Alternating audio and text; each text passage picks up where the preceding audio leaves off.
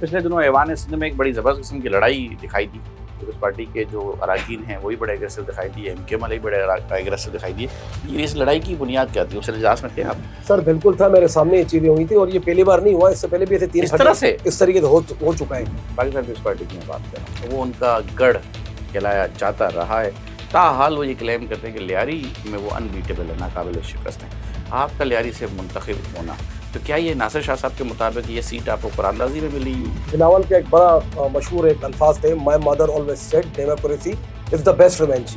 जब जरदारी साहब ने नारा लगाया था कि पाकिस्तान खपे, तो पाकिस्तान खपे नहीं था, वो नोट खपे था, वो माल खपे था। तो पाकिस्तान खपे, ठीक है ना, खपे उन्होंने खपा दिया। लेकिन पीपल्स पार्टी और ईमानदारी, सर दूर दूर तक जो है ना इनका आपस में ये राज नहीं मिलता।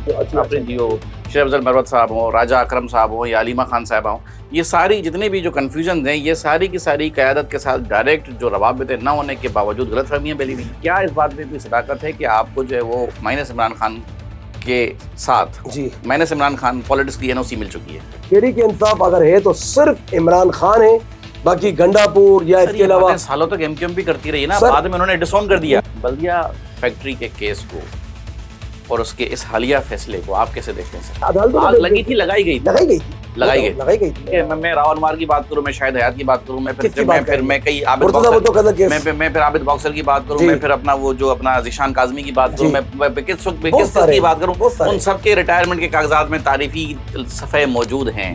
आप अवाम की बात करें, आपकी शख्सियत में ऐसी क्या तासीर है कि आपने उनको जो है वो बोल के पिलाया और उन्होंने आपको वोट दिया? देखिए, गैंगवार के टाइम पे जो इस इलाके के अंदर जो ज्यादतियां की गई थी, तो वो लोग अभी तक जो है ना आदिल भाई भूले नहीं है। तो वो नहीं मिला है का सामने कहाँ आ रही है? सर क्यों नहीं आ रही? आपने हामिद मीर के पढ़े? हामिद या फिर हामिद मीर झूठ बोल रहे हैं, या बड़े बड़े साफी झूठ बोल रहे हैं, या फिर ये आप बात, बड़े बड़े साफी तो सिंध के बंटवारे भी कर चुके थे। सर वो अलग चीज है ना, तो सिंध का बंटवारा पीपल्स पार्टी ने किया था सूटकेस के साथ। तो सर खान के लिए जैसे कितने 50 रुपए का स्टैम्प पेपर आपने भी दिया था ना यार, ना करें ये बात। किसका 50 रुपए का स्टैम्प पेपर आपने भी नवाज शरीफ को दिया था? तो किसने? शहबाज शरीफ दिया था, हमने नहीं दिया था।